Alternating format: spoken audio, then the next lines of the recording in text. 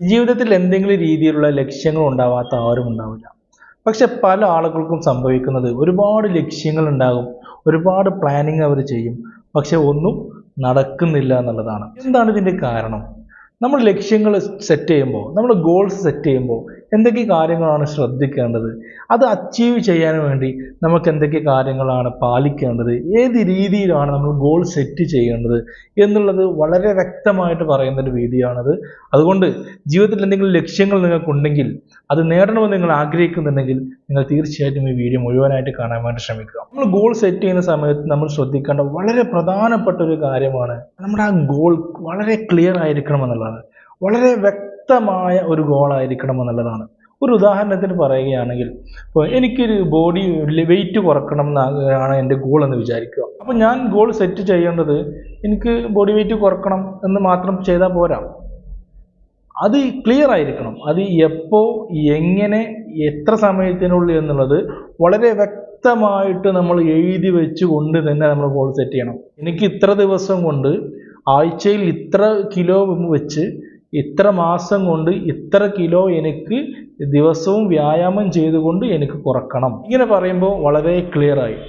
ഇതൊരു ഉദാഹരണം പറഞ്ഞതാണ്. ഇങ്ങനെ നമ്മൾ ബിസിനസ് ആയിക്കോട്ടെ, എന്തായിക്കോട്ടെ, നമ്മളൊരു ഗോൾ സെറ്റ് ചെയ്യുന്ന സമയത്ത് വളരെ വ്യക്തമായിട്ട് അതിൻ്റെ ടൈം വ്യക്തമാക്കണം, അതിൻ്റെ ഡ്യൂറേഷൻ വ്യക്തമാക്കണം, അത് എങ്ങനെയാണ് നമ്മൾ ചെയ്യുന്നത് വ്യക്തമാക്കണം.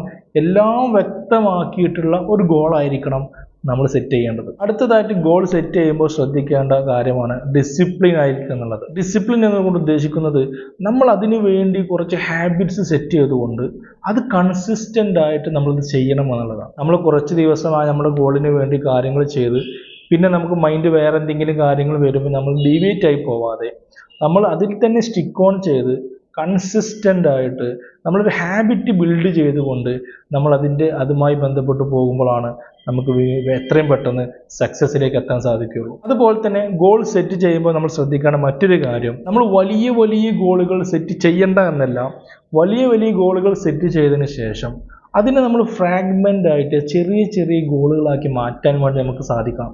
എന്നിട്ട് ആ ഓരോ ചെറിയ ചെറിയ ഗോളുകളും നമ്മൾ അച്ചീവ് ചെയ്യണമെന്നുള്ളതാണ്. ഒരു ഉദാഹരണം പറയുകയാണെങ്കിൽ, ഒരു വർഷം കൊണ്ട് ഒരു 10-12 പുസ്തകം നമ്മൾ വായിക്കുമെന്നാണ് നമ്മുടെ ഗോൾ എന്ന് വിചാരിക്കുക. അപ്പം നമ്മൾ ഈ ഒരു വർഷം കൊണ്ട് ഒരു 12 ബുക്ക് വായിക്കുമെന്ന് ഗോൾ ഉണ്ടെങ്കിൽ നമ്മൾ ആ ഒരു ഗോളിനെ ചെറുതാക്കുക. ഒരു ദിവസം ഇത്ര പേജ് ബുക്ക് ഞാൻ വായിക്കും എന്ന് നമ്മൾ ഗോൾ സെറ്റ് ചെയ്യാം.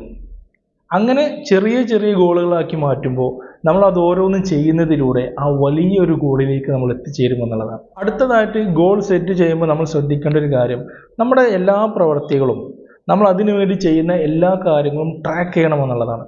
ട്രാക്ക് ചെയ്ത് അനലൈസ് ചെയ്യണമെന്നുള്ളതാണ്. അത് നമ്മൾ കറക്റ്റായിട്ട് എഴുതി വെക്കുക. നമ്മൾ അതിനു വേണ്ടി എന്തൊക്കെ ചെയ്യുന്നുണ്ട്, നമ്മുടെ പ്ലാനിങ് എന്തൊക്കെയാണ്, ഓരോ ആഴ്ചയിൽ നമ്മൾ അതിൻ്റെ റിവ്യൂ ചെയ്യുക. എവിടെയാണ് പ്രശ്നം, ഫെയിലിയർ എവിടേക്കാണ് വന്നിട്ടുള്ളത്, എവിടെയാണ് ഇമ്പ്രൂവ്മെൻറ്റ് ചെയ്യേണ്ടത്, എന്തൊക്കെ കാര്യങ്ങളാണ് നമുക്ക് ഇനി ചെയ്യാനുള്ളത്, എവിടേക്കാണ് സക്സസ് വന്നിട്ടുള്ളത്. അങ്ങനെ നമ്മളത് ട്രാക്ക് ചെയ്തും റിവ്യൂ ചെയ്തും മുന്നോട്ട് പോയി കഴിഞ്ഞാൽ മാത്രമേ നമുക്ക് ആ ഗോളിലേക്ക് പെട്ടെന്ന് എത്താൻ സാധിക്കുകയുള്ളൂ. അടുത്തതായിട്ട് നമ്മുടെ ലക്ഷ്യസ്ഥാനത്തേക്ക് നമുക്ക് പെട്ടെന്ന് എത്താൻ വേണ്ടി നമുക്ക് വേണ്ട ഒരു വളരെ പ്രധാനപ്പെട്ട ഒരു കാര്യമാണ് എക്സ്ക്യൂസ് പറയാതിരിക്കുക എന്നുള്ളതാണ്.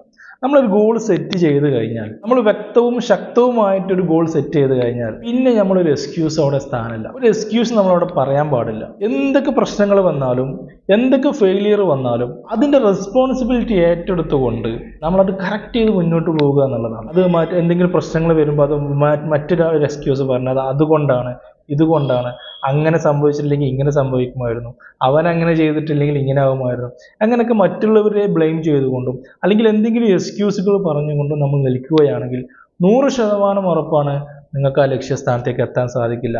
കാരണം ഓരോ പരാജയങ്ങളും വരുമ്പോഴും അത് സ്വയം ഏറ്റെടുത്തുകൊണ്ട് അതിൻ്റെ കാരണങ്ങൾ എന്താണെന്ന് മനസ്സിലാക്കിക്കൊണ്ട് അതിൽ നിന്ന് പഠിക്കുന്ന ലേണിങ്സ് ഉപയോഗിച്ച് അടുത്ത സ്റ്റെപ്പ് മുന്നോട്ട് വെക്കാൻ നമുക്ക് സാധിക്കണം. പിന്നെ നിങ്ങൾക്ക് നല്ല ലക്ഷ്യമുണ്ടെങ്കിൽ അതിലേക്ക് എത്തിച്ചേരാൻ വേണ്ടി ശ്രദ്ധിക്കേണ്ട വളരെ പ്രധാനപ്പെട്ട ഒരു കാര്യം എന്നുള്ളത് പോസിറ്റിവിറ്റി. നിങ്ങളുടെ സറൗണ്ടിങ് ഫുൾ പോസിറ്റിവിറ്റി ആയിരിക്കണം എന്നുള്ളതാണ്. പോസിറ്റീവായ കാര്യങ്ങൾ മാത്രം സംസാരിക്കുക, പോസിറ്റീവായ കാര്യങ്ങൾ മാത്രം കാണുക.